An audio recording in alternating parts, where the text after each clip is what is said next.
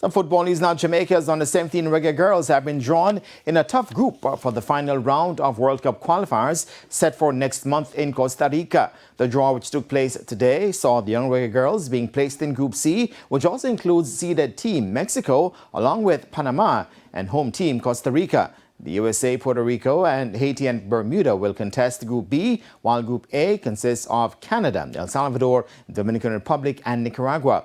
The final round of World Cup qualifiers will take place between March 17 and 22. The three group winners and the best second-place finisher will qualify for the FIFA Under-17 Women's World Cup set for Morocco. The young Reggae Girls are seeking to join their national male counterparts who recently qualified for the FIFA Under-17 men's tournament. Jamaica has never qualified for the FIFA Under-17 Women's World Cup.